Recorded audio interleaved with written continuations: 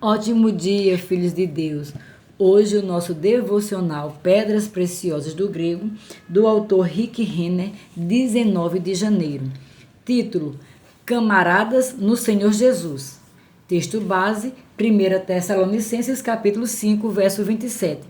Conjuro-vos pelo Senhor que esta epístola seja lida a todos os irmãos.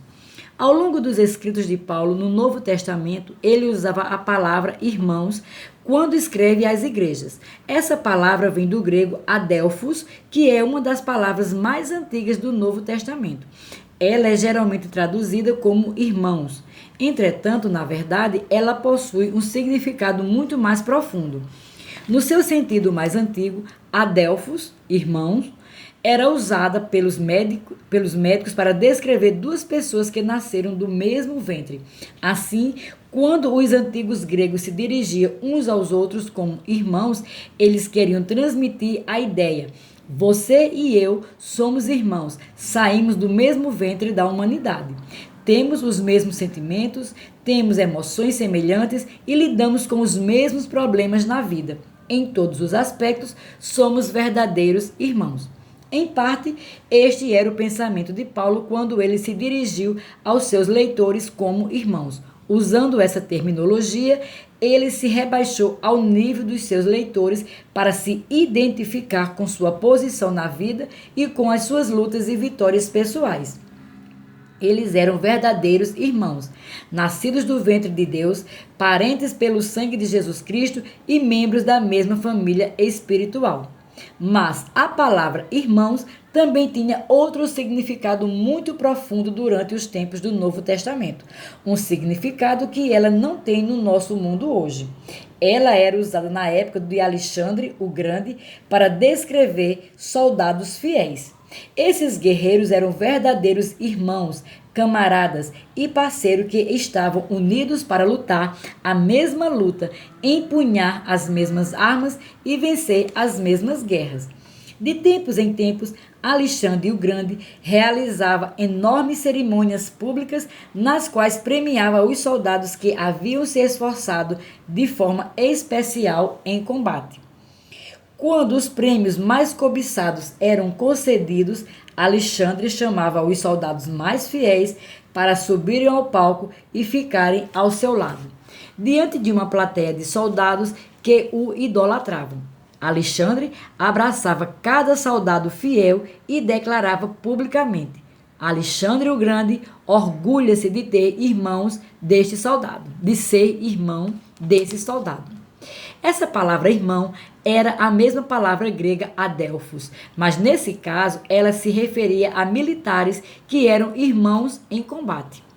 Esse era o mais elevado e o maior elogio que poderia ter dado a um soldado durante a época de Alexandre o Grande. Assim, ser um irmão significava que uma pessoa era um verdadeiro camarada. Contra tudo e contra todos, esses soldados ficavam juntos, alcançando um nível especial de irmandade, conhecido somente por aqueles que permaneciam unidos no calor da batalha.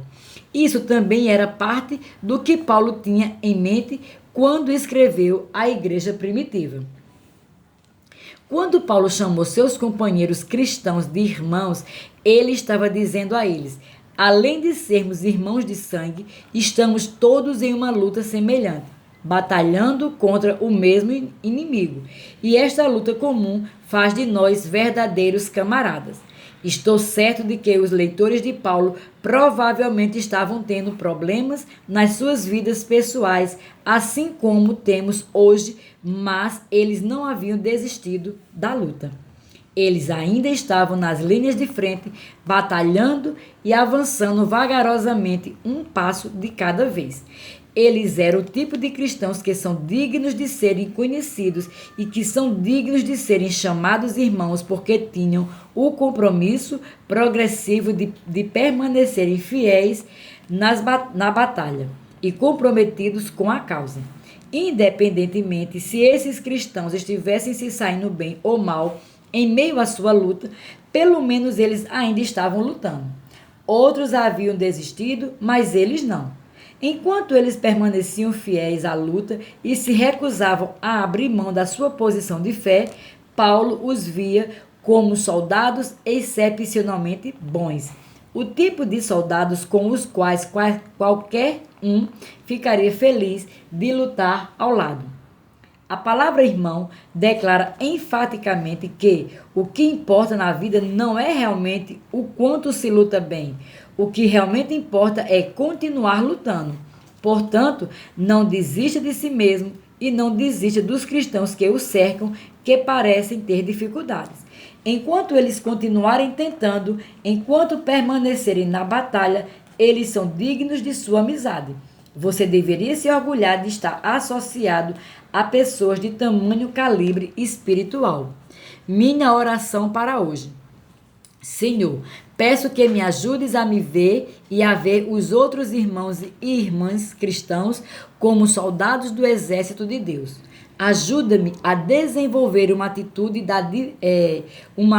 determinada que se recuse a se render à provação ou a jogar a toalha diante das dificuldades.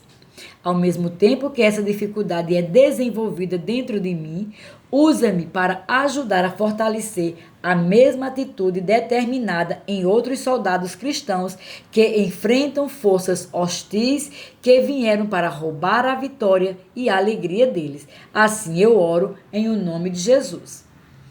Minha confissão para hoje. Confesso que, independentemente de quanta resistência o diabo esteja tentando lançar contra a minha vida, jamais me entregarei à derrota. Outros podem desistir, mas eu não. Enquanto estiver vivo, permanecerei na luta. Recuso-me a abrir mão da minha posição de fé. Sou um soldado excepcionalmente bom. Exatamente o tipo com o qual os outros soldados cristãos deveriam estar felizes em se associar.